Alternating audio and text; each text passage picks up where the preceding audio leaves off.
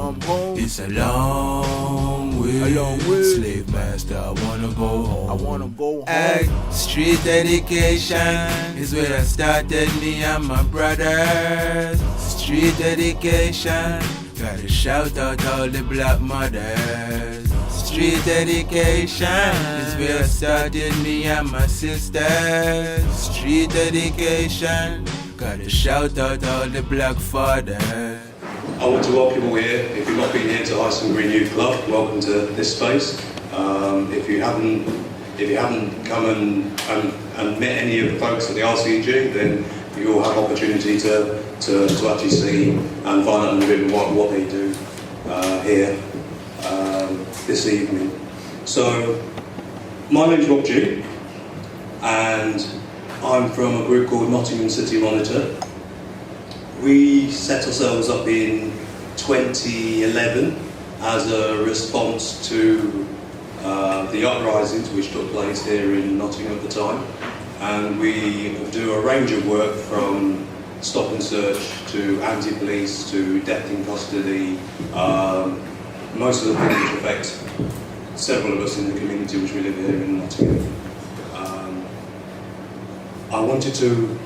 I'm lucky enough to share this platform this evening with Bob Brown, and Bob is a key organiser in the All-African People's Revolutionary Party, Guinea-Conakry, and Bob was also a founding member of the Black Panther Party Chicago chapter. And he's here to share some of his experiences from his organising, with a focus more particularly on some of the events which are happening in Africa. Bob's just coming back from the No to War, No to NATO convergence in Brussels in December, and he's hoping to share some of his experiences from that and actually look at some of the issues around the roots of war in Africa. So Bob will be speaking first. I've also sharing the platform with Brother Omawali Rupert from the Pan-African Society Community Forum, and he's the founder and the secretary of that group, and he'll be sharing some insights into the British state and in particular the drug trade and how it's targeted Africans here in the UK. And finally, but not least, is Seamus from the Revolutionary Communist Group, who's going to be talking. And the RCG is an anti-imperialist communist group which fights to build an independent working class, and it works in solidarity in struggles with the oppressed worldwide. So he'll be sharing some insights into how do we organise to try and resist racism and poverty from the lessons from the Black Panther Party. Okay. Okay. So, without further ado, the programme is going to be Bob will speak, we will have a short question and answer, and then I'll invite Brother Omawali to speak and a short question and answer, and then Seamus to actually speak, and then once we've got through that, then we're going to have a wider, hopefully more dynamic kind of conversation as a group about some of the issues which we're facing here. Okay? Thank you.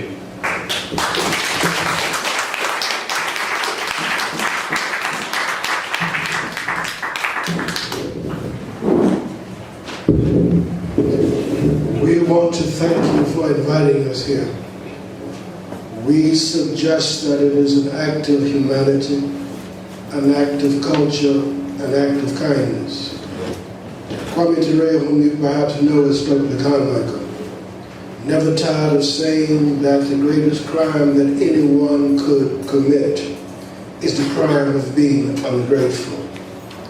There will be disagreement tonight. We will struggle to not be disagreeable. Please do not take disagreement as personal or organizational attack. We should be above that by now. This is not kindergarten.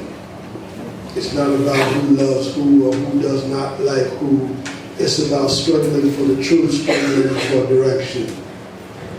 Rob has promised to chair the meeting firmly, because I assure you, I'll still be speaking when the lambs come home. My record is 17 hours with no water and no bathroom stop. Obviously, that was when I was younger and confused and thought I was Fidel Castro. But we can move on. We are on a tour, a European tour and perhaps a North American one. We helped found in 2008 a group called No to War, No to NATO. 650 organizations in 30 countries in that network, and we're the only one of color that I'm aware of. No, that's not true. They may have 3 or 4 in different countries in Africa. We found it, but we honestly have not participated in it. One, because we just don't have the money to fly back and forth to Brussels and debate the new Cold War, and the old debates that we debated 50 years ago in our youth. They've been answered as far as we're concerned, and some of them will need to revisit. We also there's a history of racism, institutional racism within inside of the peace movement. And we would add a little bit of white arrogancy and whatnot. And we just don't want to sit up and debate slogans. Bring the boys home. We told SWP 50 years ago, America's not our home. Not our home. We told the War Resistance League 50 years ago, peace. Yes, we want peace, but we want victory to the Vietnamese. We want victory to the Vietnamese. And we had those ideological struggles, those philosophical struggles, and struggles around slogans. And we just got in 68 and kind of tired. And we're not passing out nobody else's leaflet. I mean, if you write the leaflet, you pass it out. If we have a participation in the writing of the leaflet, then we will, to our capacity, help pass it out. If we don't participate in the making of the menu, don't even invite us to eat. And we're damn sure not going to wash dishes and move chairs and haul garbage out to the dinner. We come as equals. We are not empty vessels waiting to be filled. Our cup is running over. We're not merely beasts of burden who have the agency to haul goods and services.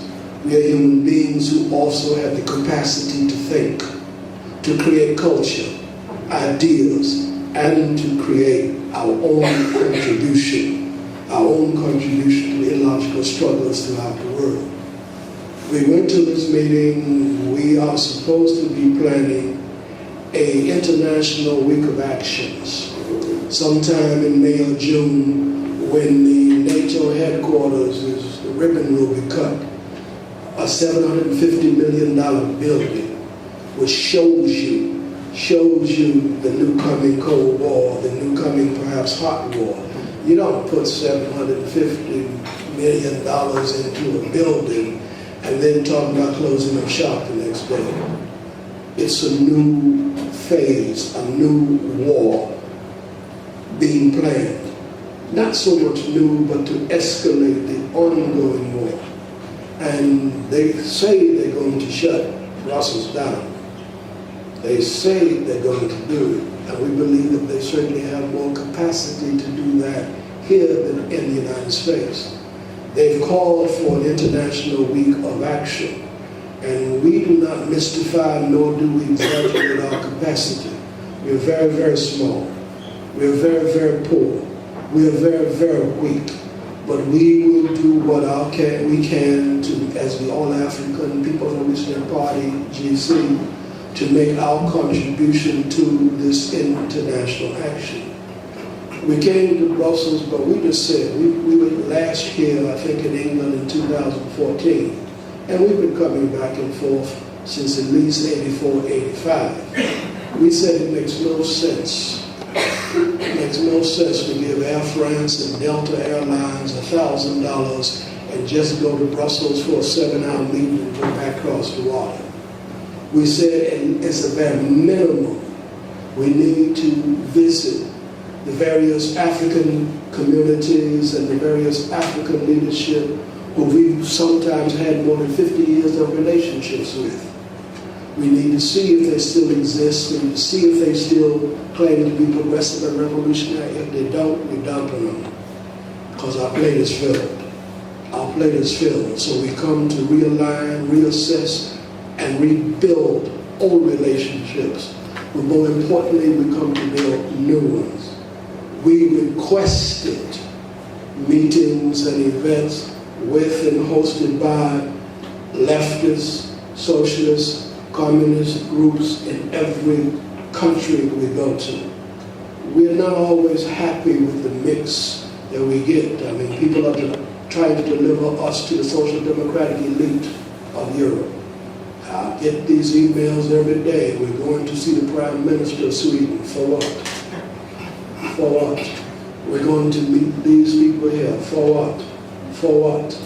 But, we're trying to be respectful. We're rebuilding our network in our party, so we're open to at least a meeting, open at least to a conversation. But if the conversation don't move forward, we move it on, because we will not be hostage to reaction and counter-revolution, no matter what the names. We don't give a damn about power, because we don't have none. The power of the bourgeoisie, the power of the aristocracy, the power of the capitalist class. We have no need to walk in the palace. And they better not be in the palace the night the palace falls. And the palace will fall. Perhaps not in my lifetime, but it will come. We basically asked to meet with the Revolutionary Communist Group. We don't so much know about it. We know very little about it. We just asked to meet with the most progressive, the most leftist forces in Nottingham.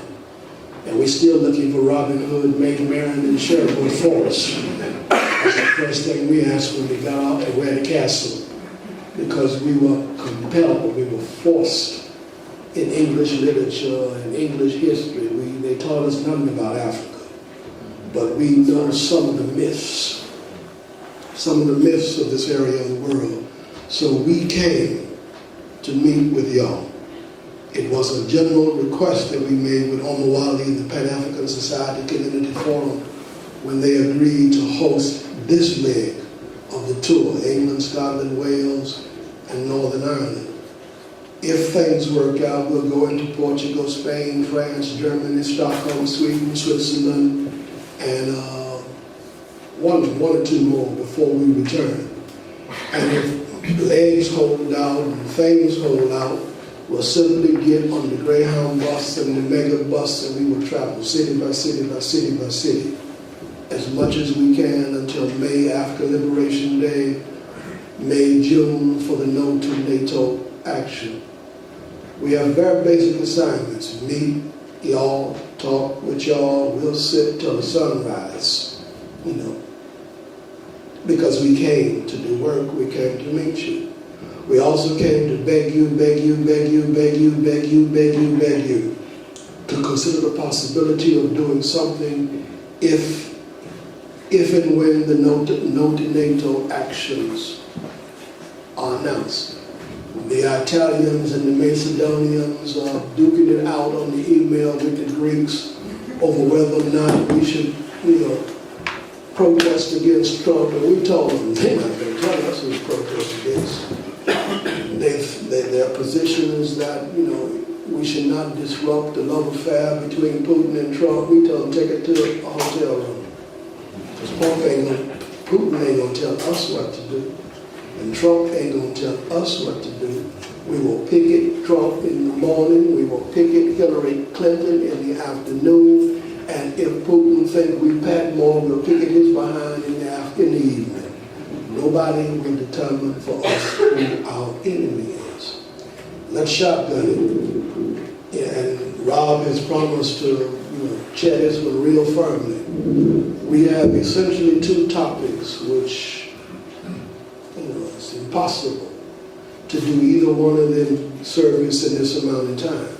One, the African Roots of War, and two, I'm sure you came to hear something about the Panther Party.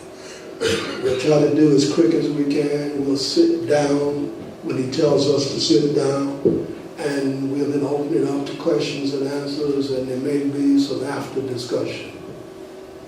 Africa has been in war. Africa has been in war since 3200 BC, when the ancient Egyptian nomes were united, and some call it Egypt, and some call it Kemet. You do not build 100,000 person armies unless you want war. You do not build armies unless you turn the armies on the people inside the country or your so-called enemies abroad. And we have fierce discussions with cultural nationalists who just believe that Africa defies history of humanity, that it defies the logic of dialectic. But we've been at war since 3200 BC. Dr. W.B. Du Bois wrote an article in 1915 called The African Roots of War, published in the Atlantic Monthly magazine. Go on and Google it.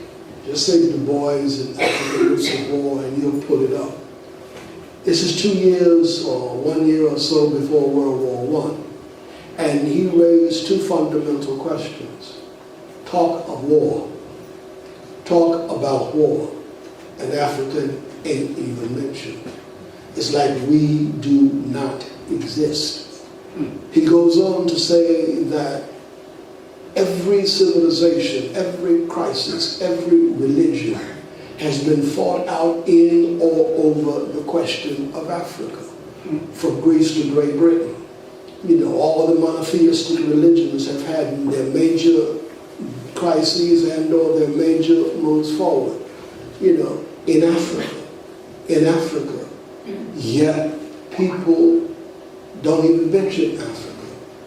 We raised the question at the NATO meeting. Yes, we come to protect Europe. Yes, we come to help protect Europe. One of the last things Obama did was send 3,200 tanks to the Russian border. He unleashed the nuclear arms race once again. And we, because of humanity, have an obligation to help protect Europe. If no other than, we tell the nationalist folks who don't like white folks, well, you have an obligation to protect African people who live in Europe. There are 5-10 million, so you don't use excuses. You know, you have an obligation to be concerned about the drums of war that are beating once again inside of Europe. Because Europe fought each other. Oh, they fought each other. Read military history of Europe. The military history of every country. That's one of my new assignments. You know, just read Wikipedia. You know, type in military history and start reading. And we're not arguing that it's all correct, but it's a quick, fast, and dirty way to start the outline and then move to the rest of the literature. We have an obligation. But we told them we didn't come to Europe just to protect Europe. NATO bombed Libya. NATO is bombing Somalia. NATO is responsible for Iraq, for the carnage in Afghanistan, for Syria. We are anti-NATO because of the threat it poses to Europe, but we're also anti-NATO for the threat that it poses to Africa. We can't go into the details in this fast amount of time. We are also concerned about U.S. Africa. We are slaves. We have been enslaved in Africa since the British came in 1619, and before them the Spanish came in the 1500s. And the French, the Dutch, the Swedes, you know, we know our history. And we are still enslaved in the United States. And we could not just, as conscious people, as political people, as revolutionaries, we must condemn that government, not our government, that government. Barack Obama didn't represent us. Hillary Clinton is incapable of representing us, and neither does Trump. You know, we tell Jesse Jackson's people, we tell Louis Farrakhan's people, we do not vote for lesser of evils, we do not vote for lesser of devils, and we do not vote for lesser of gods. Lesser is not in our vocabulary. If you do not represent the people, we have nothing to do with you, period. End of question. We cannot come here and not talk about Guantanamo. There was a meeting of the National Network on Cuba about 2 months ago in Chicago. One of the members of our party is the number 3 person.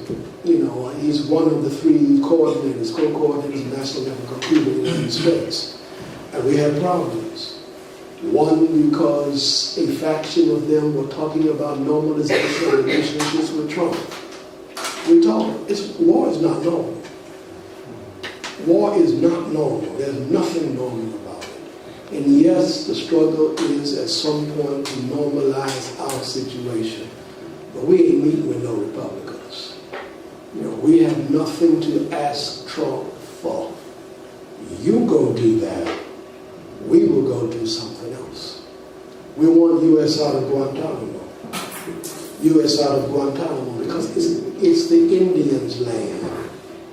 And the little village up the street, Barracoa, is the first place that Africans were enslaved in Cuba. And the Archdiocese of Barracoa in Puerto Rico were the first Catholic archdiocese in that area, and the Archdiocese of Barracoa at one point controlled the Archdiocese of Chicago. One of the things we're trying to do is to take 100 gangsters, reformed gangsters, to Barracoa and to Guantanamo, because we believe that the youth in Chirac, that's what we call it, more violent than Iraq.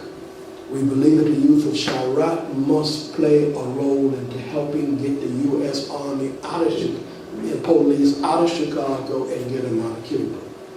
Last on that one, we also support the movement in Dublin, at Shannon Airport.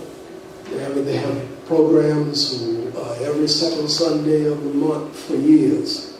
And they're doing a major action in Shannon, Ireland on March 5th. Because 2.6 million U.S. soldiers tranship through Shannon on their way to war and on their way from war. And we need to have a presence just to tell some of them Africans who might be part of that, born in the U.S., you shouldn't go. Hell no, we didn't go to Vietnam, and no, you should not go and kill somebody who never called us a nigger. That's right. That's all we have to say. Shotgun to the Panther Party. How much time I got left? Very good. 10 minutes. Okay. We roll to the Panther Party. That's 10 minutes, including questions? No, it's your 10 minutes. Okay. We roll to the Panther Party. I've been very fortunate in my life. Kwame Nkrumah, I'm in the Nkrumah's race, ideologically speaking. Kwame Nkrumah suggests that his 11 years he spent in the United States working on his master's degree in philosophy and theology and whatever else. He just studied everything he could, tried to get every piece of paper he could. He said those 11 years were very critical to the awakening of his philosophical conscience. When he went to the United States in 1935, he was 33 years old. He was 33 years old. So what he was basically saying was that his philosophical conscience was awakened when he was 33 years old. He said he read all of what we call the dead white men in philosophy. They're dead. Aristotle, you can go on and on and on. And I read some of them people too in high school. He said he was also introduced to what he called the combative philosophies, Marx and Lenin. And he found much more to deal with his situation. He found them much more usable and workable with respect to his colonial situation. He was born in 1902. His political consciousness was awakened in 1935, between 35 and 45. The 10, 11 years he spent there. Well, a man named Kwame Ture stuck like Carmichael. His philosophical consciousness was awakened at 9 years old, when he walked into a polling space in Port of Spain, Trinidad, on I almost called the street. Getting old is something else. Anyway, I had the leave it alone, I'll call it in a minute. And he wanted to vote for a man named Uriah Butler. Uriah Butler had founded the Oil Field Workers Union and was thrown in prison. And Britain would have froze to death. The Spitfires never would have flew had it not been for in World War I and World War II, had it not been for Trinidad and Venezuelan oil. You need to read your history. Uriah Butler organized the Oil Field Workers Union. He wound up going to jail for a labor strike. He spent a couple of years in jail by the time he worked with the Indians in Trinidad to found the Sugar Workers Union. And he built a party called the Empire Citizens and Home Rule Party. One of the first, if not the first, all black or overwhelmingly majority black political parties in Trinidad. And they tossed him in jail. When he got out of jail in 1939, war had started. And Britain banned him from the oil field, banned him from his own party, and put him back in jail. And he spent 1939 to 1945 in prisons, British prisons. Kwame Ture, who was a British subject. And I know some of y'all think he's an American. He never did. When he was born, for the first 11 years of his life, he carried up, when he came to the United States, he had a passport that said Stokely Standifer Churchill Carmichael. Now you know Carmichael didn't come from Africa, and you know where Churchill came from. There are a bunch of men running around the Caribbean who were named after Winston Churchill. Just as it gets sickening to see those called Abraham Lincoln think Lincoln freed us. And we have to have a real conversation about that. But they're called Abraham Lincoln. You can't count the Chays, the Fidels, the Queen Asante was in the United States than we do in Ghana. As I said earlier, the sociology of the names we choose. The generational name. We're talking about no one kid. We're talking about masses of numbers of kids. He went to vote for Uriah Butler. His philosophical conscience was awakened at night. They left him out of the polling space, told him to come back 12 years later. Well, 12 years later, he was sitting in jail in Mississippi, struggling for the right to travel on buses. He was struggling, for the right to build to vote, because African people in the southern part of the United States could not vote, would be killed, would be thrown off the plantation. And there's a Student Nonviolent Coordinating Committee, the students of that era, who broke that issue. They were not the first. The Communist Party USA with Harry Haywood and a whole bunch of them fought to force make people where you were born. The NAACP fought for it. The Universal Negro Improvement Association under Marcus Garvey. We don't know our history. So they weren't first, but they came at the right time. At the right time. In terms of the consciousness of the people, in terms of the objective and subjective conditions. And they broke it. They broke that system. And we're still counting the victims. Not just the victims who was killed, but the babies who weren't born because the woman or the man were killed. Not just the people who were thrown in jail, but the people who were walking around tonight with post-traumatic stress onto an international course. 6 months later, Kwame rolled back into the United States. The fourth litter of Panthers started in February 1968 at the Free Huey rally.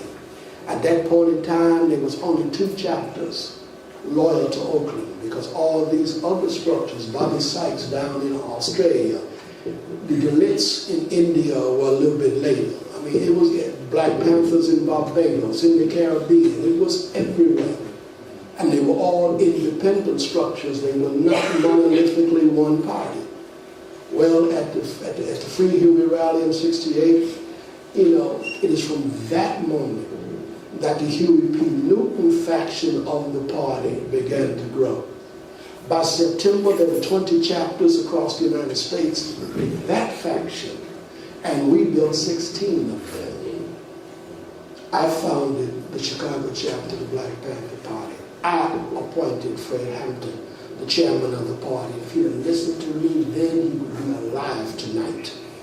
I appointed Bob Rush, and if he'd have listened to me, he wouldn't be a damn congressman for the Democratic Party tonight. How can you be a congressman and a vice chairman of the party that killed Fred Hampton, killed Mark Clark, tried to kill us? He said, I changed. Told him, no, you didn't. No way a chihuahua can grow up to be a pit bull. No, you didn't. You just grew up. You were the most conservative element then, and you're the most conservative element now. And we haven't spoken in 20 years. We walked out the door. We built the Panther Party. When I walked into the Panther office one day and Fred Hampton was giving a press conference in the National Guardian newspaper, and he said he used to be a nationalist, but Oakland had convinced him the errors of his way, and he abandoned nationalism, and he now declared himself a Marxist-Leninist, and looked at me and smirked. I just walked past him, went to the telephone, called Ishmael Flory, head of the Communist Party, USA, Illinois, Indiana, Iowa, and Wisconsin, and said, Ish, you won. Ish had been trying to recruit me for years. I should have took them damn plane tickets to Russia, but he could have kept the Russian women and whatnot, just that cold. I made a mistake. I should have took them tickets. I called Ish and said, Ish, you won. You were trying to make us, you one of the youth wings of your party. You succeeded. Now would you please send somebody over to teach them how to spell Marx and Lenin? And teach them what it means. You can't take a gangster off the street and in 24 hours make no Marx and Leninist out. Make no Maoist out of them. I mean, that just does not happen. If they can want to be, they can aspire to be. There's history. We made one fatal, perhaps, mistake. We made history, but we didn't write it. We permitted our competitors and our enemies to have the last and the only word. Dr. Joe Street, who teaches up in Northumbria, who is arguably the expert in England, academic expert on Afro-American history, Afro-American culture, SNCC, the student movement, and the Panther Party. He says that the Panther history has reached its golden age, but it is contested ground. We argue that the history of the 60s, the history of the 70s, on up to date, the history of SNCC, the history of the Panther Party is contested ground. And we who have been silent for 50 years have made a pact. We're going to contest that history and rewrite that history before we close our eyes.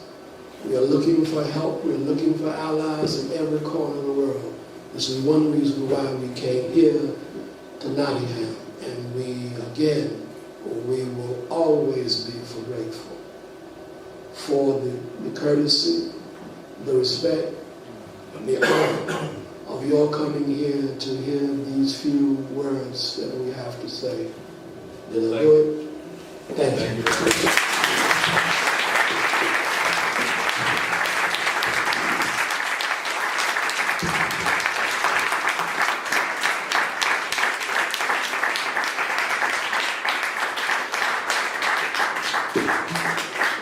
Thank you, Bob.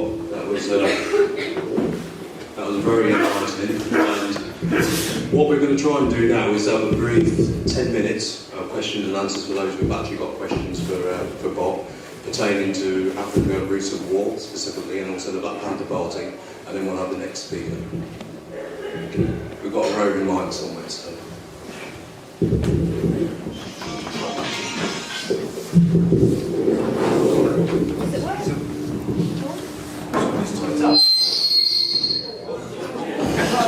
Is it on? Do you want me to shout it? Maybe, yeah. All right, comrade. The question I have to ask. I find your what you just said is very, very interesting. And coming from an Irish background, and looking at the Irish struggle and the history of the Black Panther movement, very, very similar in struggles. But one of the things that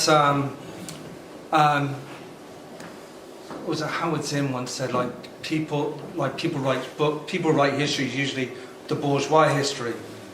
And I like what you said about how I've read Freedom, Mumia Abu Jamal's book on We Want Freedom. But one thing that comes to mind, and that is, how do we educate our youth in regards to our own histories? And I mean working class histories, not bourgeois colonial history, because I think that's a very imperative and very important question. And how do we organise our youth in order to start, if this sounds correct, to be erect towards, standing against our oppressors? To try to answer quickly, I think first of all it's an issue of power. Mm-hmm. I think you can only attempt to educate our youth until we have the power to educate them. We do the best we can, but we have to seize power to do it. That's number one. So we can go on and on about how. Quickly on what? The history of Irish and African people struggle didn't start with the Panthers. Mm-hmm. So let's start at the beginning, not halfway through the middle. Frederick Douglass came over here to get support, for the African movement to abolish slavery. The Irish in the United States were split between those who were Irish slaveholders and those who fought for the abolition of slavery. Because the first general act of abolition was as a result of the Irish struggle with St. Patrick, who not only struggled to Catholicize Ireland, he also fought to eliminate the slave trade and the slavery of Irish people by the Vikings. I saw the sign up there that said two Viking slaves in Nottingham, and the Doomsday Book of 1086. So we need to talk about it. Why the struggle of Irish people to eliminate piracy, eliminate kidnapping, eliminate colonialism, eliminate the trafficking in human beings, which they call the slave trade. It ain't no trade, it's war. Yeah. So we need to learn from the Irish people in their struggle. And we need to see the positive of it all the way up to and continuing today. We also need to see the negative. Yeah. In the island of Montserrat, Kwame Ture's mother, paternal side, was the biggest, richest Irish slaveholder in Montserrat. Many of those slaveholders who claimed to be British were really Scots and Irish. The Scots controlled the tobacco trade when tobacco was queen in the United States long before cotton came online and whatnot. I'm born and raised in Chicago. More Irish in Chicago than it is in Derry, than it is in Dublin. So I'm just saying we share a common struggle. We also share a common blood. There have been good things done and bad things done, and we need to admit it. And then the most progressive forces need to move forward. Bernadette Devlin came to the United States in 67, 68, before there really was a Panther Party. She was known as the Black Stokely Carmichael and vice versa. Last one, during the height of the busing struggles in Boston, Kwame and a brother from the Nation of Islam, went to a program that Bernadette was speaking at, and it was all Irish men, and all of them was drunk. When they walked in the door, and Kwame walks in, and they hollered, nigga, nigga, nigga, nigga, the Nation of Islam damn near ran. They supposed to guard them, but they said, Kwame said, no, roll. And Bernadette Devlin cussed all of them out and said, Kwame Ture is more of a brother to me than y'all are. Now, those little tidbits are not in the history. We haven't spoken to Bernadette in 50 years, partly because the people who gatekeep decided that we weren't good allies, and certain factions in the Panther Party was. We never said nothing. We give you permission to work with our enemies. We may not work with yours. That's a choice each side makes. Yeah, so we're going to Bloody Sunday. I've been to Bloody Sunday at least 4 times. And we're going back for the 5th one on 29th and the 30th. Definitely see you there. Yeah, we just keep trying. Any other questions? You said if Fred Hampton had listened to you, then you'd still be alive. There were power struggles inside the organization. I appointed the first central committee of the Panther Party in Illinois because Kwame asked me. I didn't really want to do that. I knew the differences between us before we walked in the door. But Kwame told me, shut up and go do it. And when I rolled back in, I made 2 phone calls, said, "You now Panthers," and 6 hours later, I was in federal lockup for draft resistance and whatnot. But there were power struggles.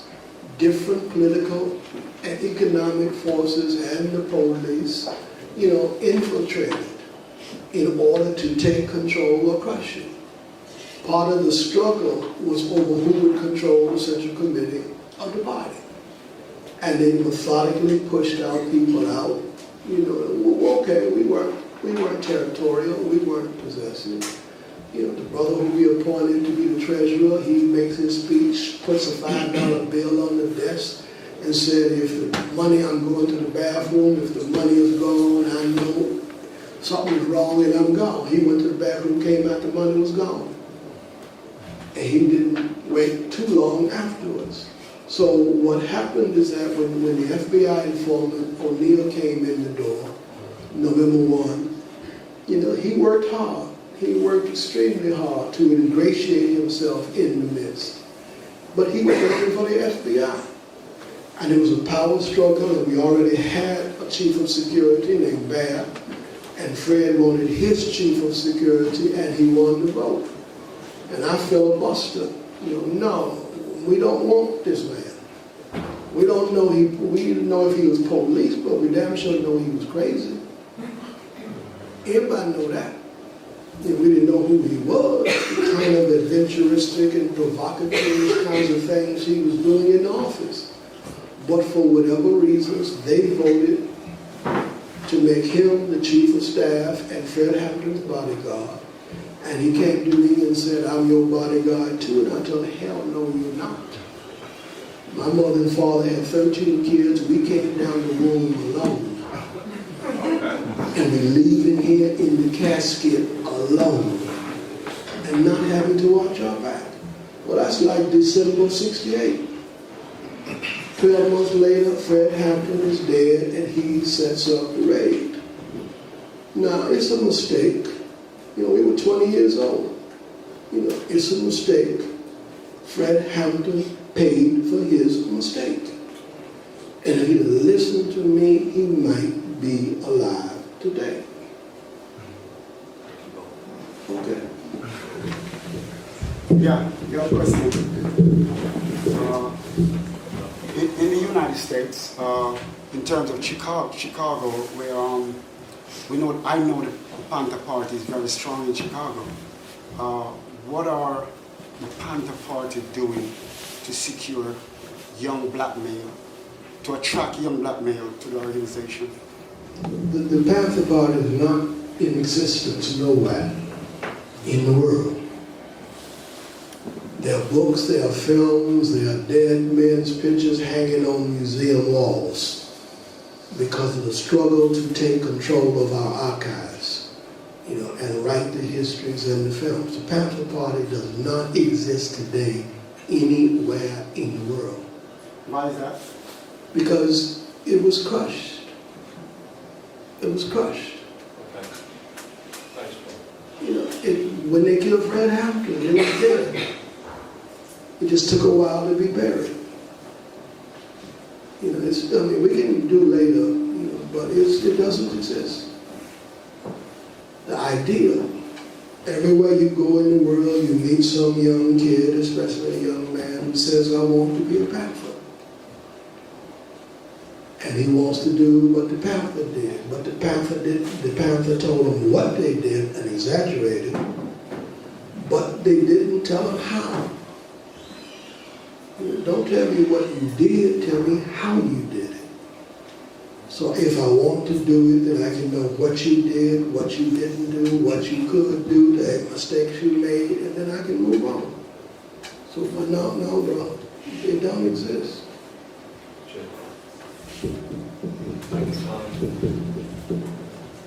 Can we just hold that question, hold that thought? We're going to have an open question area, okay, which will come after we've gone through the other speakers. So we're going to probably have about 30 to 50 minutes where hopefully if you can hold on to that thought, we'll be able to come back to you, okay? Thank you very much, Bob, much appreciated, and also for those questions. I wanted to introduce Brother Al-Mawali here. He wanted to speak a little bit about the British state and the UK drug trade and its very, very visible attack over a long period of time on the African communities here in Britain. Okay, so there's Brother Al-Mawali. Let me try speaking without the mic, if I can. Yeah? Yeah, so I'll just try speaking without the mic. Let me just say very quickly, well, warmest greetings, everyone. That's the first thing. Greetings to you all. Yeah? Very quickly, before there was the CIA, there was an FBI. And before there was an FBI, there was a BI, Bureau of Investigation. And declassified papers show that the BI, the Bureau of Investigation, was investigating Marcus Garvey and the UNIA. They had spies in his camp, etc., etc., etc. And one of those declassified papers said that Garvey and the UNIA had developed an alliance with the Irish labourers on the docks. And Garvey had bought some ships, and he had made a pact with the Irish workers on the docks that they would load the ammunition onto the ships, and that the ships would then sail to Africa, where those guns would be used for the physical liberation of Africa. This is what the Bureau of Investigation said. I'm just giving this as an example in relation to one of the questions that were put. We don't know whether they were right or wrong, but we do have a book of quotes there where we hear the militant side of Garvey, where he does talk about bloodshed and fighting to the death. But the subject that I'm going to speak on very quickly, I'm a member of the Pan-African Society Community Forum, and one of the areas that we've come under considerable attack for is just statements that we've made in relation to the drug trade, the British state's internal war against African people. It's against other oppressed people too, but it really is targeted against African people. And one of the analyses that we share, we've produced literature on this, which hopefully we can make available at some other point. So I'm just going to try and give a very top level kind of analysis. If you think of the capitalist system, the capitalist, inside the capitalist system, if you try to steal from a capitalist, they've got a system in place for you. They've got police. The job of the police is to arrest you for daring to steal from the capitalist. Then they've got a court system where they put you through a process which is made to look like a just trial. And then after that they lock you up or do whatever it is. They do probation. They have all kinds of different things that they do to you. And this is based on the premise that capitalism says that what the capitalist is doing is legal. So if you're a legal capitalist, according to capitalism, there's a system in place to protect your property. Of course, capitalism is about protecting private property. But what happens if you are what capitalism treats as an illegal capitalist? You know, there's a secret arms trade, there's the drug economy, there's the smuggling of diamonds, and there are all kinds of illegal activities according to capitalism. Yeah? But one of those is the drug economy. If you go and try to steal the property of a drug baron, and you succeed, the drug baron cannot go to the police and say, excuse me, that person over there stole my property. It's a contradiction which is too great for the capitalist system to bear. So the capitalist system has to set up a different chain of events to deal with those that dare to steal from their so-called illegal capitalists. And so one of the things that they do is they have the official police force, and inside the official police force they have a secret police force. In Scotland Yard, that secret police force is called SO10. They have SO10 and SO11. Used to stand for Special Operations. And then when we expose that, they change it to CO, Covert Operations. So they, you know, when they get exposed, they change their name so that nobody knows what you're talking about. Yeah? So I don't know right now whether they're calling themselves SO10 and SO11 or CO10 or CO11, but they call their gunmen, it used to be SO19, Special Operations 19, the gunmen that go around killing us in the street. Now they call them CO19, Covert Operations 19. We know that because they killed so many people that they couldn't keep that secret. So you have the official police, who have within them the secret police, and then the secret police have a group of what I'll call undercover secret police. So there are 3 tiers of police. Yeah? Those undercover secret police are the informers, drawn from our community. Yeah? They are the enforcers, the ones that go around, you know, giving out the injuries, etc., defending, physically defending the quote-unquote illegal capitalists, and basically reaping havoc on our community. Now, those of you that are old enough know about this from the 1990s. There was a guy, what was his name? Eaton Green. Does anybody remember that name, Eaton Green? Yeah, man. Yeah? Yeah, man. Eaton, yes. Yes, you know better than me. Yeah, man. Yeah, you know better than me. They're all informers. Eaton Green, well, what Scotland Yard did is they went and got the baddest bad men from Jamaica and brought them over here to police the drug economy. Yeah. They were not just informers to get people caught and criminalized, they were actually enforcers. They came all the way from Jamaica over to here, and when they got here, they had guns. If you read a book called The Infiltrators, written by 2 African police officers, Philip Etienne and Bernard Maynard, from memory, that's their name. The book is called The Infiltrators. You'll see that they admit to doing gun deals inside that book. They admit to chaperoning these drug enforcers into our community, taking them to the clubs where we rave and enjoy ourselves, etc., so that they could familiarise themselves sufficiently with our community in order to carry out their police duties. They were Scotland Yardies. You remember the term Yardie used to be used? They were really Scotland Yardies. They were on the police payroll. Yeah? They were, one of them, when he arrived here, they put him up in a Mayfair hotel, Park Lane. You know, on the Monopoly board, the most expensive park. Park Lane, you know. Park Lane, they put him up. Yeah? And he complained. He said it wasn't good enough. And so then they took him, and if you know London, they took him and they gave him a penthouse suite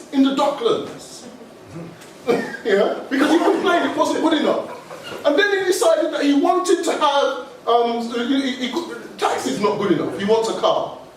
They went and bought him cash, yeah, a Golf GTI for what they called, the police called his runaround. Yeah. So their enforcement role was serious. But what this man actually did, Ethan Green, who was one of them, he came to a party here in Nottingham, right here in Nottingham. And St. Anne's, as has been pointed out by those of you who know him better than me, what happened. And he came into the party with his posse, what's the name of the posse? Does anybody remember? Shoot and destroy. Shoot and destroy posse, they call them. So, just some madness. And literally shut up the party, yeah? And then when one brother dared to, just remonstrate with them, say, what do you think you're doing? They actually shot the brother. And then whilst he's on the floor, they hurled obscenities at him. They cursed him and hurled obscenities at him. Whilst he's literally on the floor, facing death. Now, why do I mention this? Because the policing of the drug economy is actually a mechanism that is used to criminalize our youth. Actively criminalize our youth. You see, the other role that they were performing was they were training our youth into how to move from beyond knives to guns. Yeah? How to get involved in the drug economy. You know something, if there are two people with a gun, okay, if there are two people with a gun, and if I've got a gun in my hand and you know that I'm a killer, and I point my gun at you and you've got a gun in your hand, are you going to wait for me to shoot? This is the kind of environment that was created. And we saw a proliferation in the deaths of our people. All of this was around the induced drug economy in our community, which was not there before. As we were rising to a point of consciousness, a point where there was potential for us to develop effective organisation, the drugs were induced into our community. What do the drugs do? They corrupt us in a whole heap of different ways. Of course, it criminalises our youth. But it even does things, when people get addicted, there are all the health implications. I won't go through all the health implications, physical and mental health. Prostitution for addicts. If you've got nothing else to sell and you're not prepared to steal, you've got your body. Women and men went into prostitution as a result of induced drug addiction. Gangs, so-called gangs. The whole thing proliferated. I'm not saying that they didn't exist before, but the whole thing proliferated and moved to a higher level of violence and danger as a result of the induced drug economy. I'm talking about particularly the cocaine drug economy, which was thrust onto our children. And I think all I'm saying here at this time, because we can't go into any detail, we've got plenty of detail, but I can't go into the detail here, is to say that a point has been reached where some people are trying to defend the drug economy as though it's something good, because it can be used to rake in money.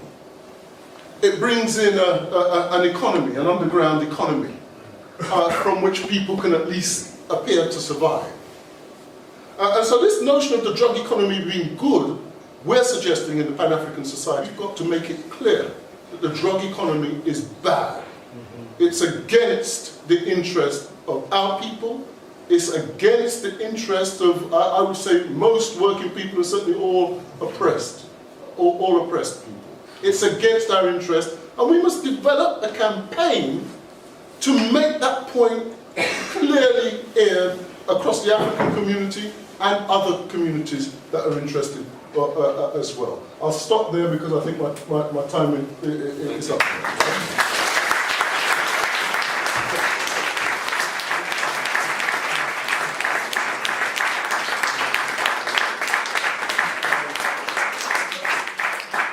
Thanks, Brother Omar. We've got 5 minutes for any questions specifically pertaining to what Brother Omar just shared. Yes. Yeah. When you talk about drugs, veterans. We see drugs as people juggling on the street. But when the white man is dealing with drugs, he's dealing with drugs to move money from one continent to the next continent. So the white man goes to Africa and steals diamonds and sells them, and he makes 10 million pounds. If he brings 10 million pounds back here, the government's taking 7 in tax. And he doesn't want 7 million pounds to go missing. And he can't bring it back because the dogs are going to smell it at Gatwick and Heathrow. So you know what somebody says to him? Buy some pork. You don't have to spend £500,000 on it.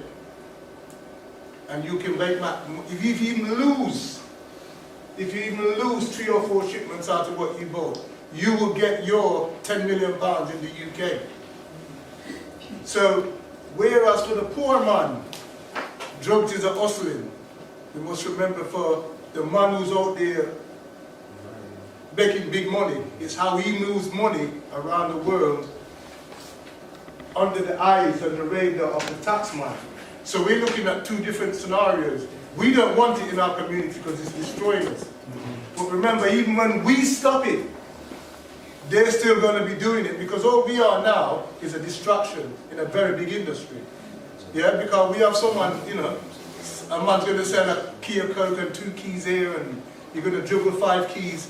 And then in 1992, when you're talking about when Manchester police caught the man bringing in the drugs from on a lightweight plane, That's right. 1.5 tons of cocaine in the plane. That's right. And the custom officer said, "What you doing?" He said, "It's a sting." And when he said, "Do I have a phone call?" he phoned the chief of Manchester Police. That's right. Manchester Police came and said, "Let him go." That's right.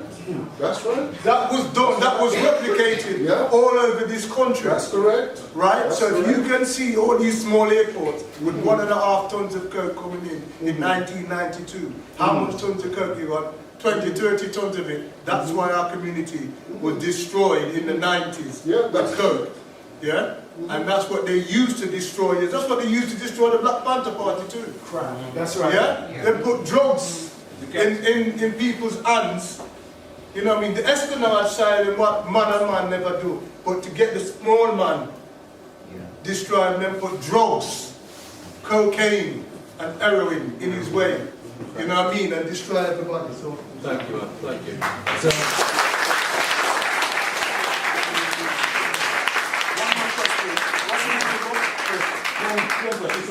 What's the name of the book? Yeah, 1 second. There are a whole heap of different books. The book that I specifically mentioned was called The Infiltrators. It's written by 2 Dotty Beasts, African police, who were the enemies of our people, working in the secret police service known as SO10. And their job was to introduce the gunmen into the community, introduce them to our sisters. One of them, who was suspected of the rapes and murders of 7 different women in Jamaica, was brought over here. And of course, what is he going to do when he gets over here? But rape and murder the African women here. Marcia Laws, at the age of 23, was raped and murdered by this genocidal maniac. This man stabbed her so many times they couldn't even count how many times she was stabbed. You know, these were the kinds of lunatics that they were bringing in to our community. And all I'm saying is, we must not be silent on this issue. Yeah, we must speak up, and we're frightened to speak up because there's gunmen in the background. You understand? But we must speak up. They can't shoot us all. We must speak up, and we must say that it's wrong. Even if we don't have the force to stop them, we must at least have the courage to stand up and say, this is wrong. And if we say that as a collective, I think we will shift the environment. We will actually shift the environment. We must stand up and say that it's wrong. And from what our brother was saying there, you know, the example that he gave is absolutely correct. We've got the documented evidence. Yeah? We've got the documented evidence to prove that what the brother was saying was true. P.C. Donald Palumbo is his name. Yeah? There are 2 books by the name of Bennett Coppers. books with the same name. But in one of them, it says PC Colombo was driving an articulated lorry full of ganja, okay, into the country. He was driving it into the country, and he got stopped at the borders. And, you know, he was supposed to be getting a free pass. Somebody didn't read the script. And they eventually locked him up for 10 years. The truth is that he upset somebody. Somebody in the background, so they made him get caught. But the point is that it is organised at state level. The police are just the managers. Yeah? So the capitalists have got the state mechanism backing them. Just as they organise the state mechanism to police the drug economy. It's a big battle. It may be a dangerous battle. What we are saying at this stage is that we must not remain silent on it. I was on a train last night coming to Nottingham, and there were two young African men. They look as though they were probably about in their early 20s. And I could smell the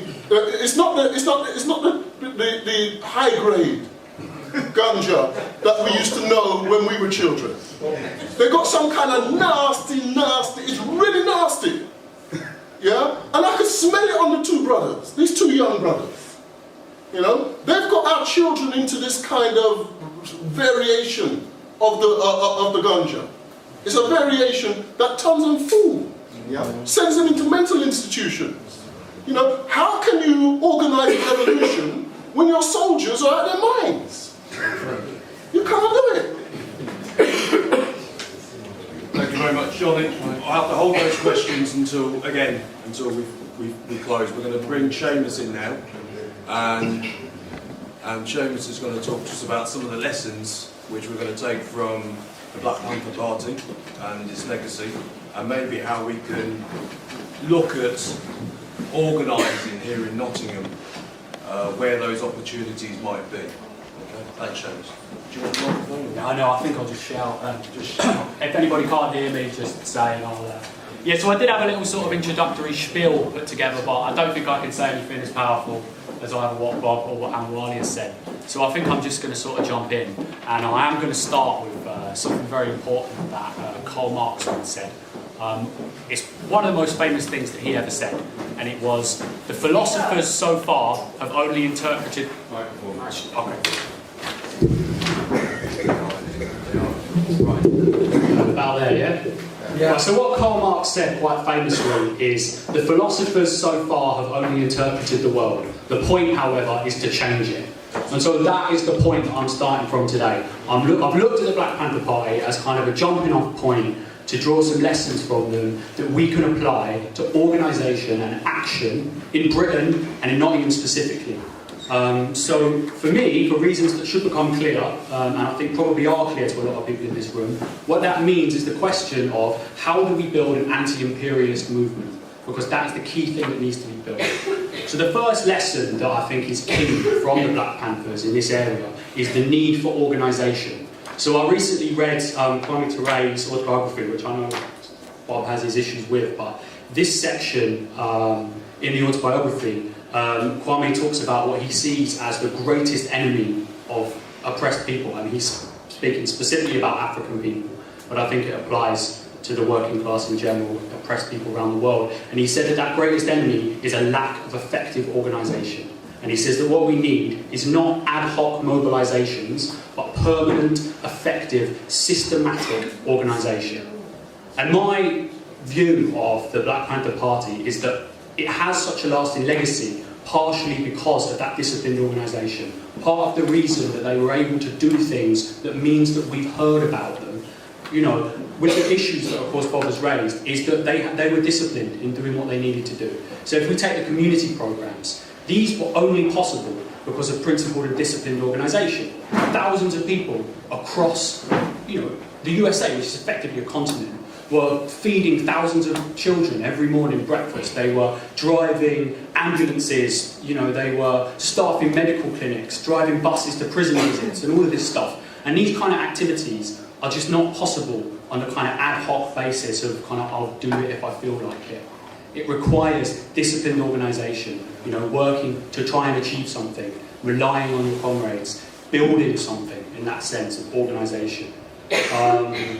So, you know, and within the party there was a structure that meant that this organised, disciplined people could act collectively in line with a broader strategy, thinking about what they were trying to achieve and organising to try and achieve it.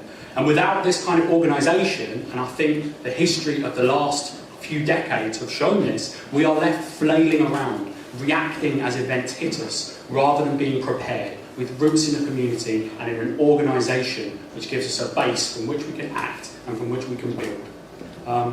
So I think, you know, the Panthers kind of show us that organisation is what we need. So the question then becomes what for and what against. And from the communist perspective, which is the perspective that I'm working from here, one of the most important political points that we can take forward in Britain today that was made by the Panthers is that there is an objective basis for an alliance between oppressed people around the world and the working class in the imperialist countries. So this is a position that the RCG has in common with Black Panther Party kind of members, the Black Panther Party as an organisation, and other US groups like the League of Revolutionary Black Workers and other organisations around the world have taken this view. So, you know, Bobby Seale is famous for saying that we don't hate white people, we hate the oppressor. And if the oppressor happens to be white, then we hate it. The Rainbow Coalition, which was organised in Illinois, which I'm sure Bob could talk about, was organised between these different groups, like the Young Lords, who were a Puerto Rican group, the Panthers, and then white hillbilly kind of Appalachian people, such as the Patriot Party. You know, and I watched a really interesting video recently, which was where people from the Panthers travelled out into the rural kind of neighbourhood where these whites were living, and there's this really powerful video where you've got this organiser from the Panthers, I don't know who it is, he's saying to these rural whites, look, you've got rats in your houses, we've got rats in our apartments. The police come around here beating up your children, the police come around where we are beating up our children. We have a basis on which we can work together. And so that is a really key point. And you know, the Panthers extended that to the global anti-imperialist struggle. So they made links with the struggle of the Vietnamese. So remember when Bob said, you know, we don't just want peace, we want peace which is a victory by the Vietnamese struggle. So yeah, that kind of link. You know, and this is a point that the RCG comrades are making constantly when we speak to people on the streets. The point that we make is that the very same people who are driving the exploitation, the oppression, the war in oppressed nations such as African nations are the ones who are decimating services and driving down the living standards of the working class within the imperialist countries. It is the British banks, the British companies and their defender, the British state. And so we have that same enemy, and so we have a basis for allying. So yeah, this common enemy is the ruling class of the imperialist countries, along with their agents and their lackeys who work for them. And it's in the long-term interest of all oppressed people to ally against this global imperialist power, along with the other imperialist powers. So the way we view imperialism, which is quite important for understanding, you know, why we put this view of imperialism across, is that you've got a situation in the world today where there are a handful of rich countries that don't really produce anything. So if you look at Britain today, we don't produce anything. You know, our balance of trade is ridiculous. We import all of these luxury goods, all of these things that surround us today, yet we don't manufacture anything. And how do we fund this? The answer is that British banks export huge amounts of finance capital, which is invested in the oppressed nations. This investment means that the control of all the resources on the African continent is in the hands of European banks, European companies, North American companies. Okay, so at the moment, British foreign assets, which are mostly finance capital, are 5.5 times Britain's GDP. GDP being the measure of the value of all goods and services in the country. Okay? And what this means practically, if you look at the situation in the world, is, for example, you can look at... So last year, War of One, in the summer, brought out a new report about the activities of some of these companies. And they looked at 99 London Stock Exchange listed companies. And these 99 companies own $1 trillion of resources in Africa. Okay? And all of this wealth from the world's most mineral rich continent, because if Africa was independent, run by Africans, it would be the world's richest continent, because it has all of the natural resources. All of this profit, which should be being used to build up the African continent, to build up the living standards of African people, to liberate Africans, is not. It's being used to build this nonsense that you see in the imperialist countries. And I think actually what Amwali was saying, there's an interesting aspect to this as well, because obviously this stuff is all defended by imperialist war, by imperialist intervention through proxies or directly to control all of this plunder. And one of the ways that all this is kind of controlled is globally the drug trade. So if you think about it, you have recently, in the last 10, 15 years, the Afghanistan war. You speak to people who've come back from Afghanistan, what do they say they were sent there to? To guard poppy fields. That heroin is then sold globally. What happens to the money, the profit from that drug trade? It gets laundered by HSBC. Right, and you can look this stuff up. That's HSBC. Right. There's a book called Dope Incorporated. Yeah. It's all in there. And this is a kind of linchpin of where a lot of this capital from the drug trade, which of course is illegal, ends up in the legitimate finance capital, which is then reinvested into the exploitation of Africa. So this is obviously an important realisation, but why the RCG argues that this is so key is that it's key for the movement in Britain, because it has this fact that Britain is a parasite, and this fact that we leech all of the value, most of the value, pretty much all of it, from the rest of the world, creates a particular political situation in Britain. And that situation is that these massive super profits allow the ruling class in Britain to buy off a privileged section of the working class. And that section we call the labour aristocracy. So this is something that James Connolly talked about in the Irish Struggle. This is something that Lenin talked about. It goes right back to Marx and Engels, and it goes right back even further than that. It used to be a commonly accepted thing, that there was a privileged section of the working class. And under imperialism, this group's power and privilege is entirely dependent on maintaining the imperialist system. And so what does their key priority become? Their key priority becomes to work within the working class movement to undermine any effective resistance to imperialism. Their role is to steer the movement away from attacking imperialism and tie it into supporting the pro-imperialist Labour Party, the pro-imperialist trade unions. And this section has demonstrated its treachery again and again in British history. So, if you look at the 1970s and 1980s, while claiming to support the Irish Republican struggle, all of these so-called socialists campaigned for the re-election of the Labour government, who had sent troops into the occupied north and who had withdrawn special category status from Irish political prisoners. While claiming to support the anti-apartheid struggle, these socialists campaigned for the re-election of Labour, who, when in office, had maintained and extended trade with the apartheid state. So this kind of section of the British left looks to Tony Benn as one of its great heroes, right? This guy is the darling of the kind of Labour left, right? Tony Benn negotiated trade deals with apartheid South Africa and with Israel, right?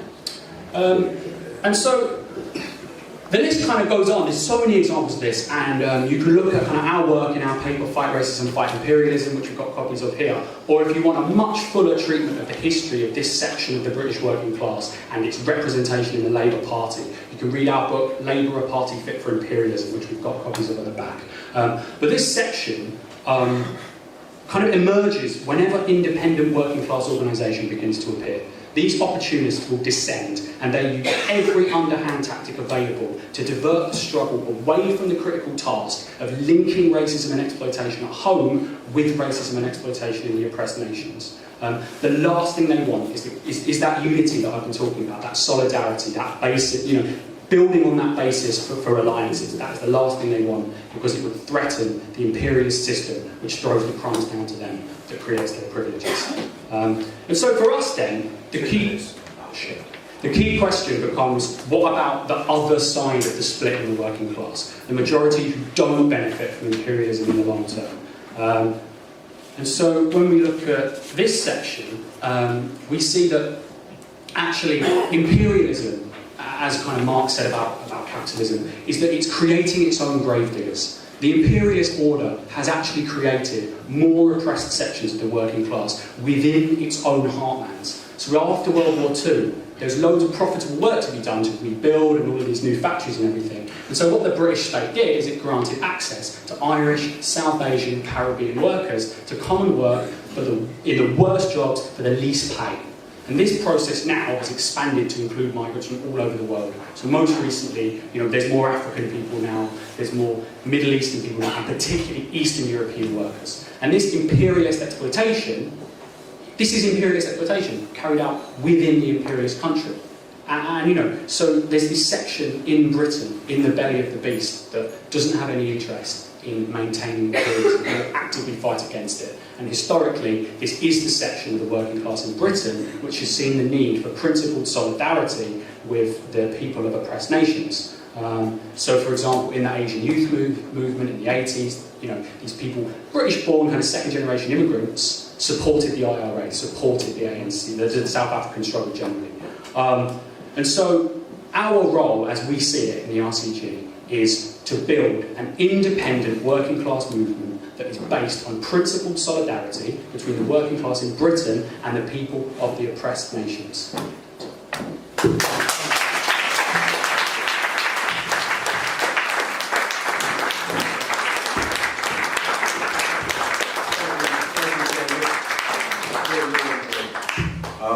What we've got is an opportunity for any folks who want to direct something directly back to Seamus on what he's just raised, and failing that we'll go straight into a more general kind of conversation. We've got about 20 minutes to actually do that, so if there's anything you've been desperately wanting to say to Bob, Omawale or Seamus, please do that. Anything that's specifically back to Seamus. Gentleman first and then yourself. Thank you very much. Well, thank you for our speakers for the rich talk today. My question actually goes probably to Bob, but I have touched first and then we can I touched on what other guys said. I will start where the last speaker said. He said most of the African resources are used to develop the developed world. She's absolutely right. The question is why our African politicians, governments, allow this to happen.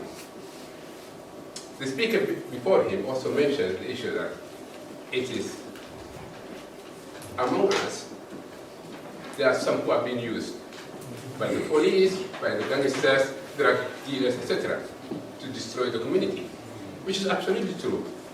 But why among us are used as to do this? That's the question. Okay. My question, yeah, just let me make it clear. Because I asked you at the very beginning, that question goes to the Pope. Just to remember my question properly, I just want to mention a bit of history. When I was around 15 years, 16 years, I have, and obviously you could forgive me for my ignorance at that age, I had the opportunity to study economics, which I could be the most corrupted bankers now in Africa. I could study politics, I could be the most liars politician. I didn't do that. There's something which told me to do that, and it's the history, which is the topic of this lecture.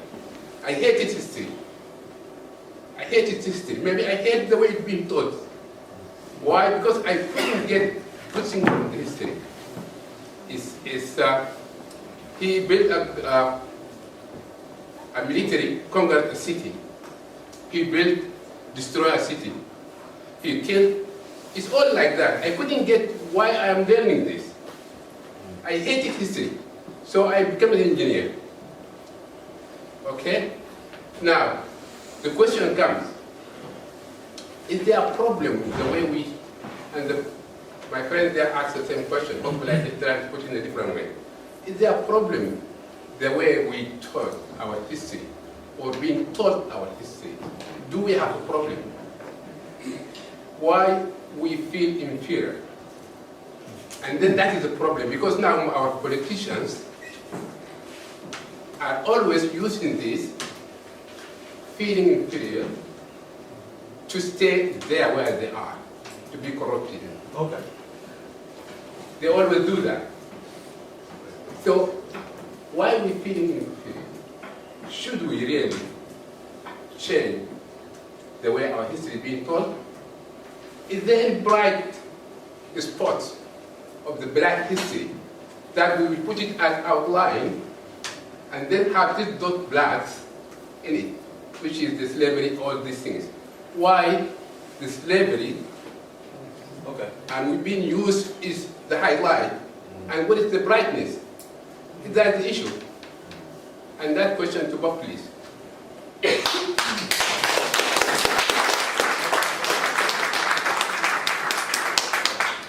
Bob, are you happy to answer that and incorporate? Well, I mean, I think Bob's better placed to answer the question, but, in terms of the first bit, I could just say something. In terms of why do these African leaders, in terms of why do these African leaders kind of let this happen, and, kind of, don't they care about African history? I know that's not quite how you put it, but I think there's a lot of money going on. There's a lot of this, enormous sums of plunder that's going on, and, you can buy people off. And you can buy off revolutionaries. There's something in the South African struggle that was called the London problem, which is where people who had been active in the struggle would come to Britain, they would have a slightly more comfortable life, and people back in South Africa would be arguing, there's this London problem that people are now not fighting for revolutionary change. And so if you take that and you magnify it to, well, if you help us, profit off of all this oil, we'll give you a cut. And there are always people who are willing to do that. There are always people who will be agents of the ruling class, agents of the oppressor, and, yeah. thank you.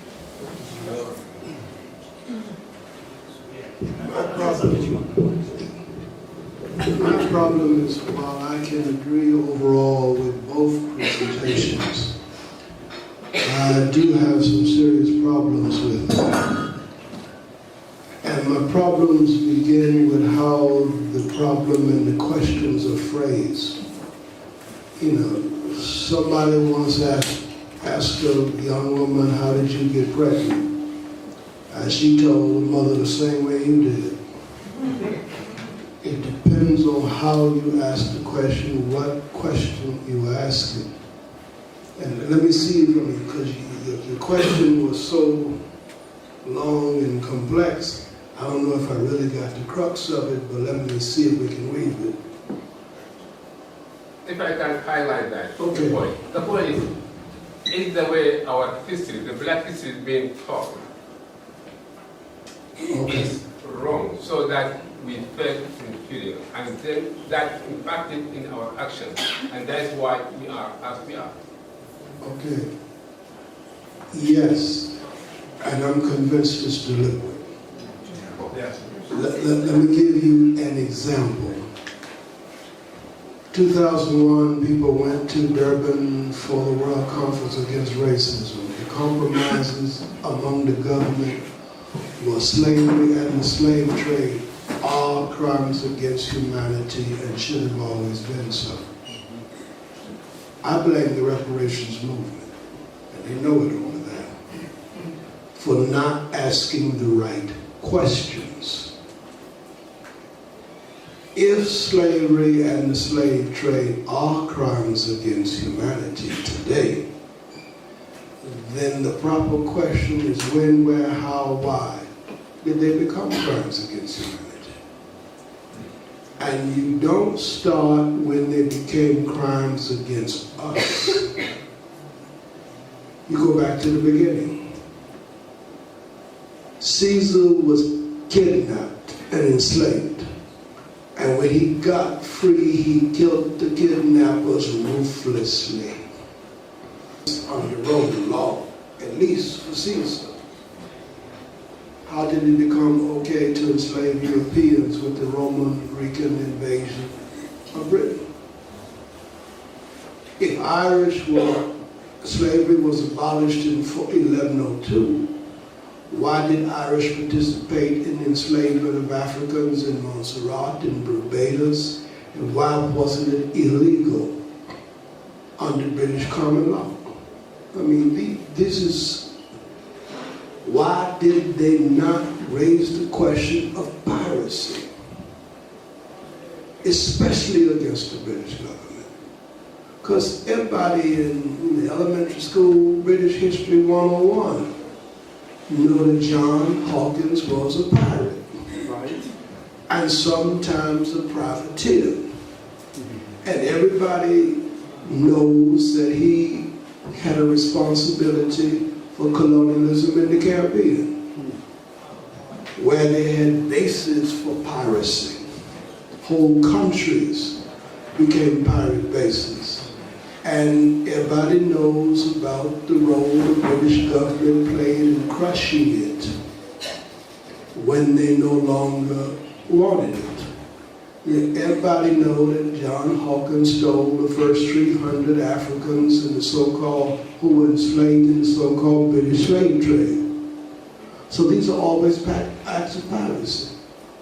And piracy was declared a crime against humanity, the enemy of mankind, centuries ago. So I agree with you quickly. The question is how to phrase the question of black history, so that there can be a proper answer. And I criticize the forces who control the history and the cultural industrial complex, because it is an industry and it is controlled ruthlessly, by the syllabus, by the textbooks they choose, by how they credential people with PhDs and whatnot. So let me drop that one. Let me just respond quickly. There's a point in which I'm almost prepared to say, damn Africa being the richest continent in the world. It don't really mean nothing. Yes, Africa got the uranium. If we took control of the uranium tomorrow, what are we going to do with it? Who are we going to sell it to? Do we really need and want nuclear weapons? Do we really need and want nuclear energy? So if you don't sell it, and we recommend they don't sell it, then its value is nothing in the ground. So we need to look at all the minerals. Some of them minerals does not need to be dug from the ground. That's true.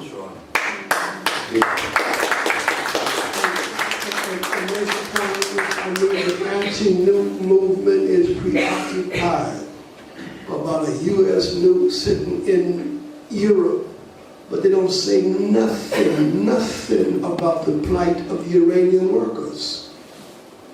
The people who are digging that stuff from the ground, who are suffering from cancer and other kinds of issues. So, who really gives a damn about this wealth, this pollution? Are we going to pollute the world in order to gain the wealth? And if we do, what are we going to do with it?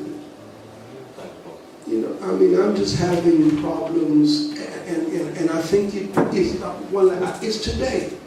If we don't ask the right questions today, how are we going to change the world any better? And I don't think we're asking them. I certainly don't agree with all the answers. Thank you. Thank you.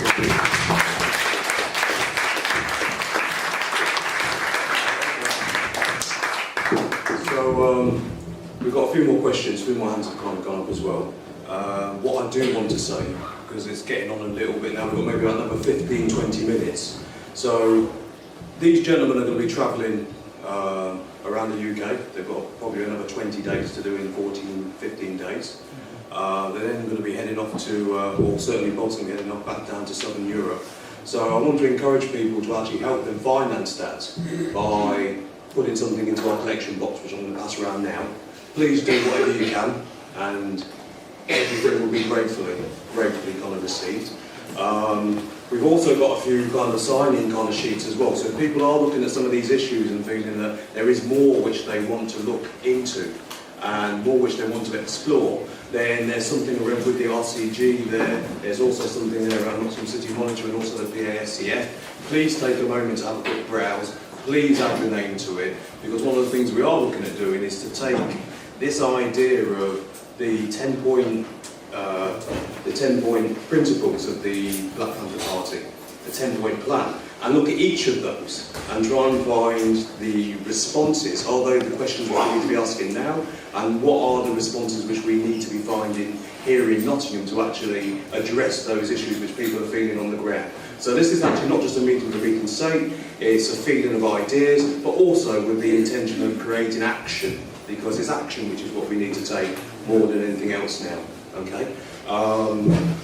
So yes, I'm going to pass this to this lady here first, and if you send it along the line, so we're a very trusting group, so please do what you can, and just keep it honest. There was a question from this gentleman here, who's waiting very patiently, and this lady here as well. Then we'll take another couple after that. Please, don't leave, and because there's still another 15-20 minutes between. Right. I kind of also two questions. One to this brother here, one to that brother here. Okay. Right. So the first one I'm going to ask to you, regarding that you're taking lessons from the Black Panther Party and saying how community-based organisation is the way forward. I agree, but as Bob said, the Black Panther Party doesn't exist anymore. They were crushed. And also something that was said about Africa being the richest continent, absolutely is, in terms of resources. And Colonel Gaddafi was trying to put together a United States of Africa, and they made sure that didn't happen. So how is this going to work then? Because if the powers that be could destroy Colonel Gaddafi, how is this going to work? That's just one. What I was going to ask you is, in terms of the youth and the problem with drugs and things like that, do you think it's a solution could be, and there should be a movement more for parents to homeschool, teach their own children now and stop putting them into the institutions that are making them believe they're inferior and that are helping them to take on roles that society places them in rather than the roles that they were born for. Thank you. So the question basically is about how it looks kind of hopeless because they've got so much power, effectively. I mean, I would say that, you know, no, if you'd asked anybody in 1950 in Cuba... The question is, how is it going to work now? Not really, I don't want you to paraphrase it like that. So, yeah. How is it going to work now differently from how it didn't work then? So what are the specific kind of lessons that we need to learn from? Yeah, more or less. Yeah, okay. So, I mean, I'd say one of the key lessons that kind of Bob talks about is this issue of infiltration, this issue of the agents within the movement, you know, how they work against the broader interest of the movement. And I think that it's something that... So Kwame Ture actually talks about it, where he makes his kind of... He takes some issues with the way that what Bob would say is kind of the Newton, Bobby Seale kind of Black Panther Party. He talks about how, because there was such this kind of explosive kind of thing, people didn't have the personal bonds with people, they didn't get a chance to know anybody, because there was all this massive influx, you know, uncontrolled kind of influx into the party, which allowed a lot of infiltrators to get in, for example. So you can take something, you know, this is just an example off the top of my head, but you can take something like that and you can kind of control the inflow. You can have, in terms of like a cadre organisation, you can have more kind of oversight over how you bring people in, and you can kind of take, if possible, a slower kind of attack with things, and, you know, various things like that. You need to, you know, look at the history, study where mistakes were made, find analogies today, that sort of thing.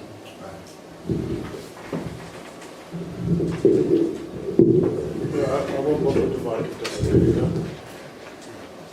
Yeah, thank you for the question, my brother. I think the way that I'll approach it is to say this, that if people decide they want to homeschool their children, to get them away from the oppressive, misleading type of education that is inflicted upon us in this type of society, in Britain certainly, and other societies of this kind.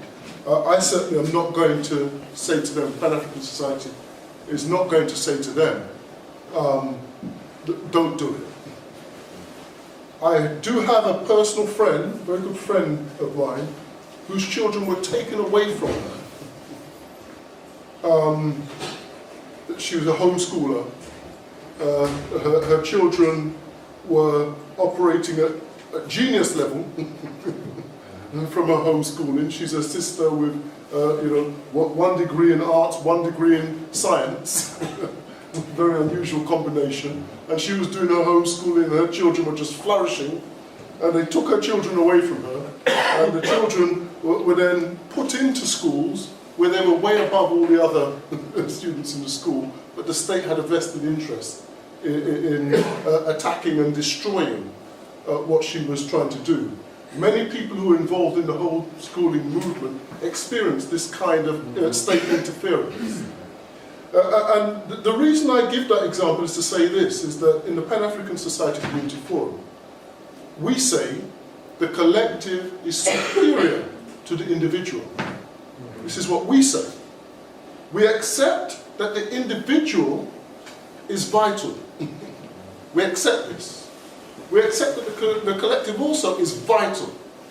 We accept this. But they're not at the same level. Why are they not at the same level? Because a collective, if you put the right collective together, it can create an individual. The right woman and the right man put together can create an individual. But no individual can create themselves or another individual. This is just nature. That's right. Yeah? This is just the basis of nature.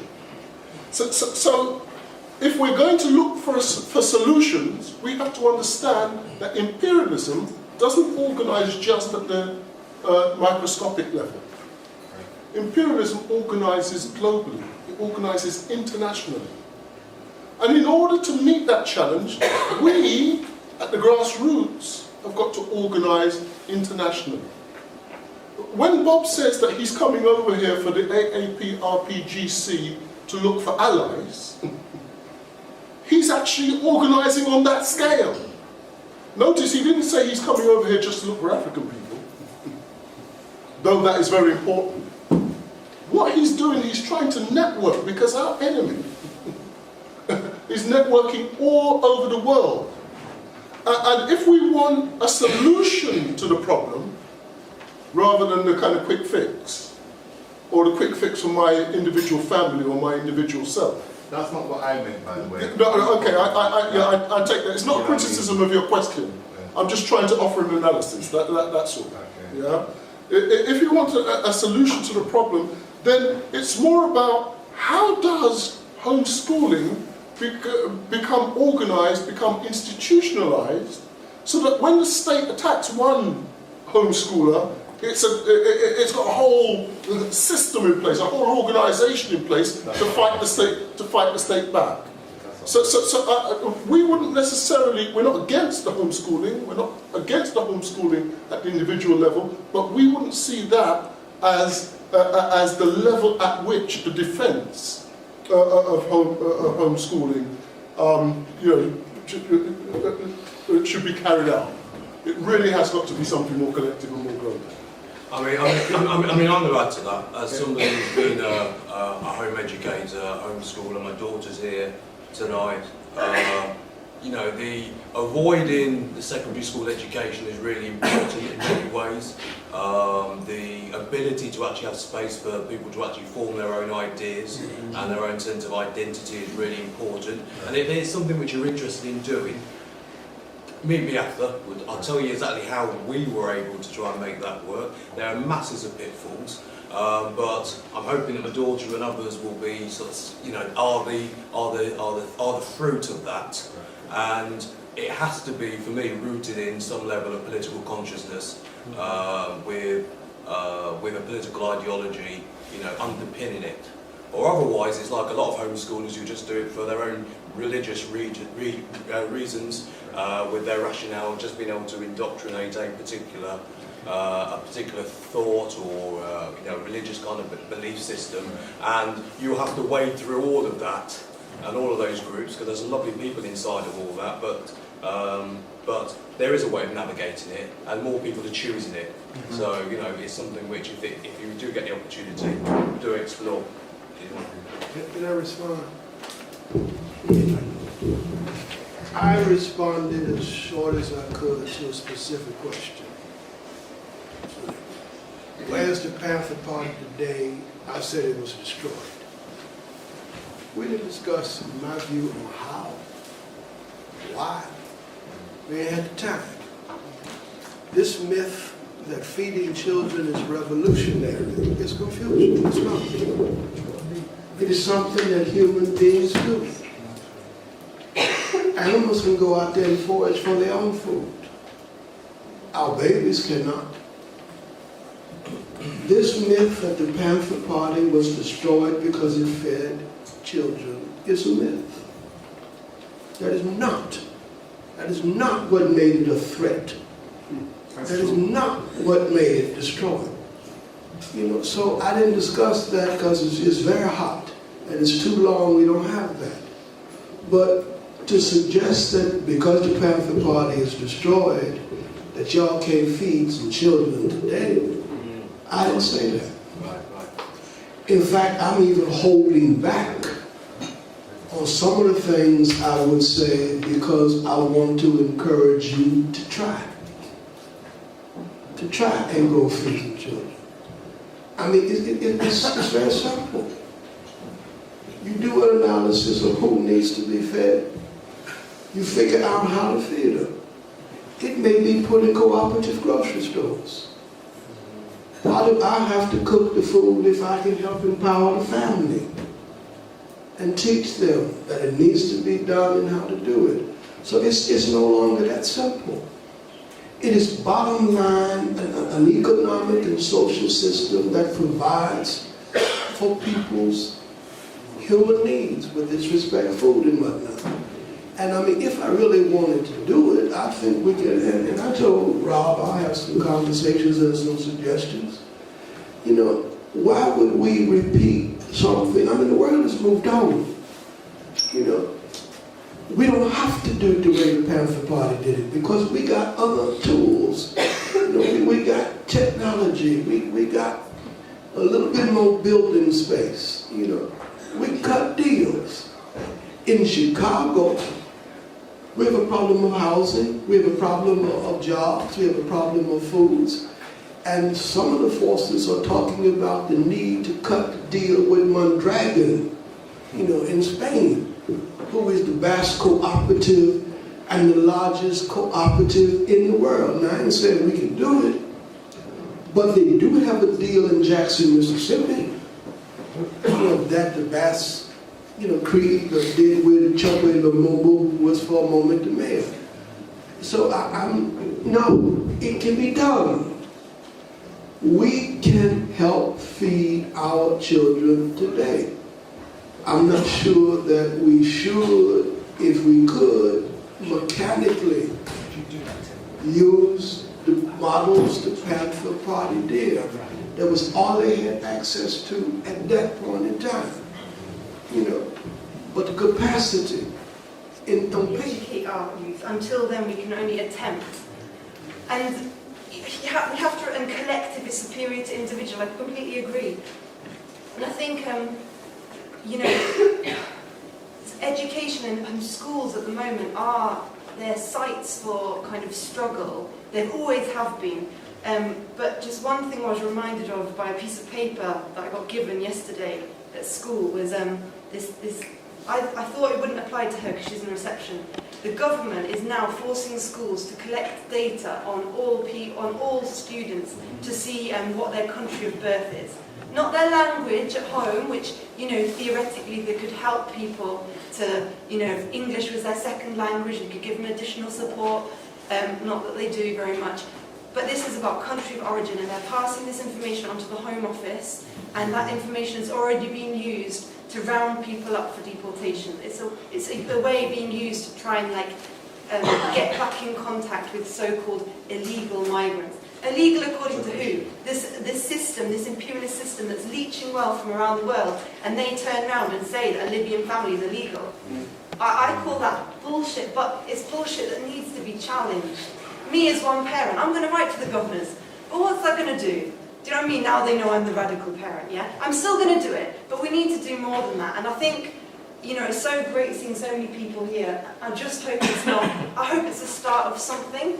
We don't all think the same. We've got different points of view, different perspectives. But I think this idea that's come through from this meeting is about building alliances, about where we can work together, the things that we can do. And I just really hope that, you know, these meetings that Rob mentioned might be a start to continue this discussion, because, you know, they're organised, they've got their networks, they've got their CCTV, their police, their everything, and we're not, and we need to be.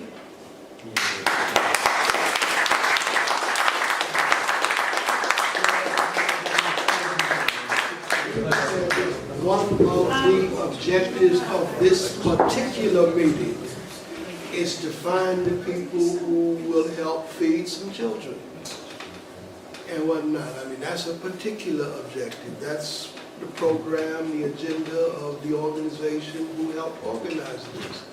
So we don't want to lose sight of that. You know, we don't want to lose sight of that. And you can do it. You can, where there is a will, you can find a way.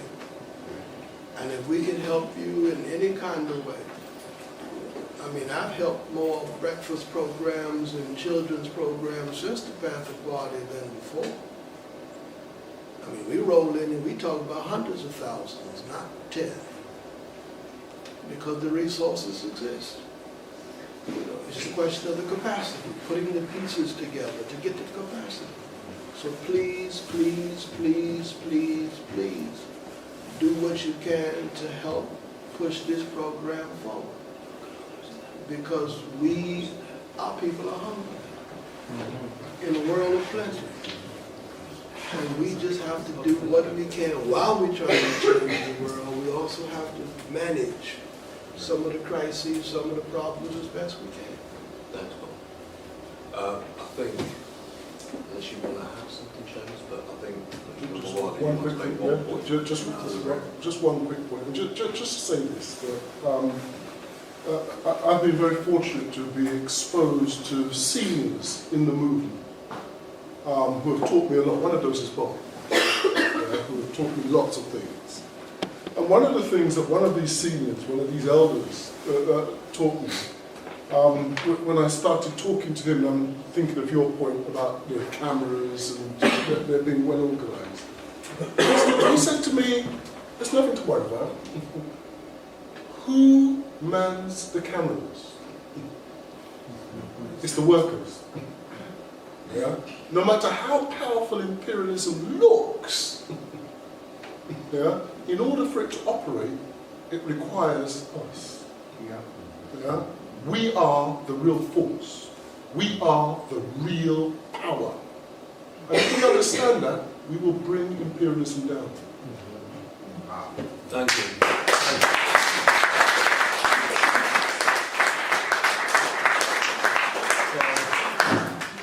It's great that so many of you stayed out so late and seem so engaged by the conversation. There should be, hopefully, some copies of the 10-point plan. The Panther's still here.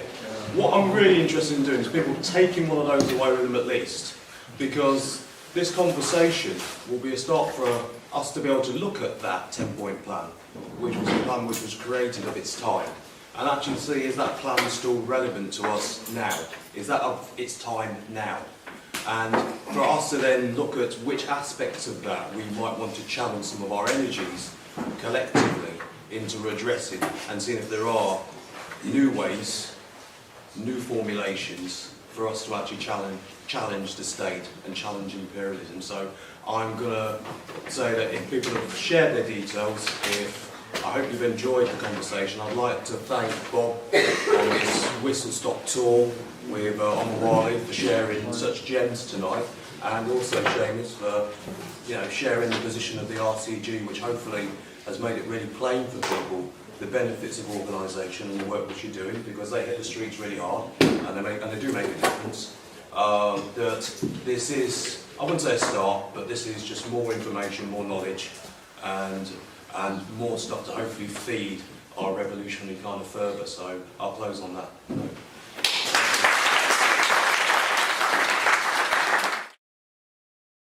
From home, it's a long way.